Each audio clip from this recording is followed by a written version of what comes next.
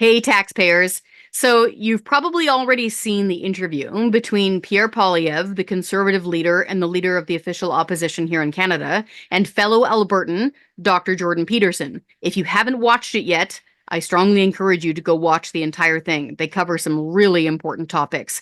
But from the Canadian taxpayer's perspective, I wanted to highlight something really quickly here for you. And it was one particular answer that Poilievre gave.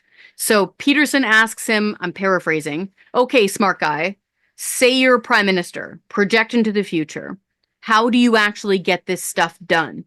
So, as we know, Poilievre is on the record saying that he's going to scrap the carbon tax, he's going to defund the CBC, and he's going to cancel the firearms seizure. All really big, important stuff for the Canadian Taxpayers Federation. And Poilievre's answer is fascinating, and it's true. He says, generally speaking, I'm going to do this, but I can't do this by myself. Politics is a participatory sport. Listen to this. But it's going to be a big fight with all of these things because there are so many vested interests that will be trying to hold us back. So many small economic groups that have profited off the status quo. They will be fighting against me, and I'm going to have to put out a call to Canadians that they have to stay politically active. They can't assume that simply by changing, by voting in an election, that everything is going to, all the problems are going to reverse instantaneously. Like, I will need people to put pressure on the Senate to adopt my economic reforms. I will need people to put pressure on their mayors and local councillors to get out of the way and let us build homes. I will need businesses to actually do their part. I mean, our corporate Canada is so completely incompetent when it comes to politics. They're going to have to start to fight for the policies that are good for their workers more aggressively. And I've said that to them. They need to fire their incompetent lobbyists and actually go to the people and make the arguments for the reforms that I'm talking about. And are the businesses that you're talking to, these are larger businesses, I presume, do they understand your concerns? Are they on board with your suggestions? They're starting to understand because they know that what they have been doing hasn't worked. Well, the energy companies have been towing the green line, which seems to me to be a very bad strategy. They're idiots. They're complete idiots. The big five oil companies in Canada have idiot lobbyists. They have brilliant workers, incredible workers, but idiot lobbyists. And they've been trying to suck up for the last 10 years and did nothing to support the right policies in the prior years. So that's going to have to change. The developers are going to have to inform people in the cities why housing costs so much.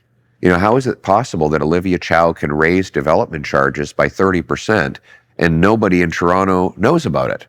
Well, it's because the builders have not made it known. And so the builders take the blame when the housing costs go up. I mean, sorry, you have to actually, politics is a participation sport, not a spectator sport.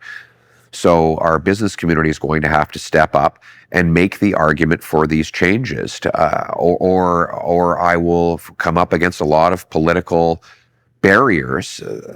My message to everyone is, God willing, I will triumph in the election, but the people who want the changes that I'm talking about are going to have to stay politically active to push them through and over the finish line.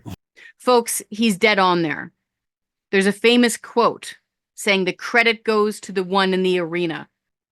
We have to be in the arena.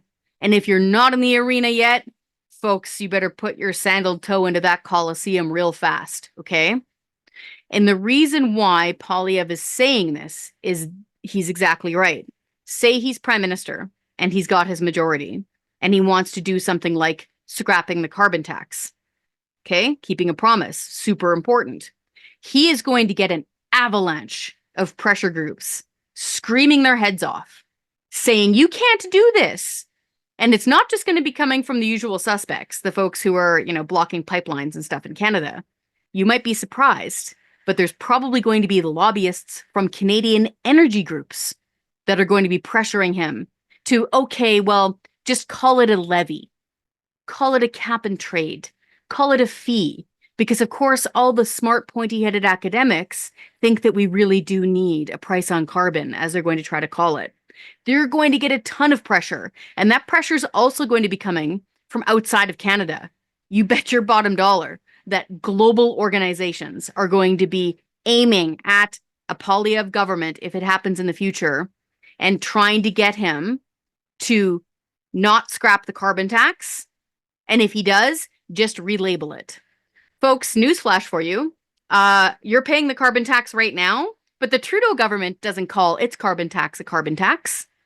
No, but we all know that a tax is a tax is a tax. Okay?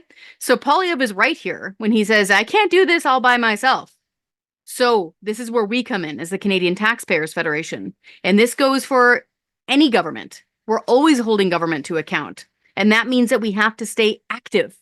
So folks, to be a part of the Taxpayers Federation standing army so that you are ready the moment some organization, some global group tries to say, oh, well, just tell those commoners, those bumpkins in Canada that they still get to pay a carbon tax, but now it's called a fee or a levy or something cute like that. We have to be ready to push back on that. Okay. So the best way to do that is to go to our website, taxpayer.com, sign the petitions that speak to you.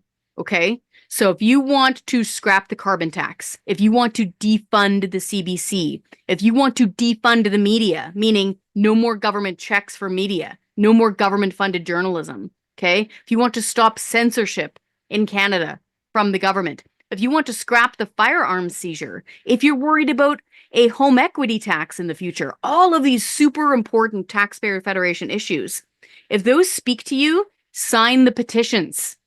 And then you are part of the taxpayer army. And the moment that this becomes critical and there's pushback against scrapping the carbon tax, you'll hear about it and you'll be part of the army pushing back on this and making these really important changes happen. So head on over to our website, taxpayer.com, and sign the petitions. That's how we're helping you fight for taxpayers.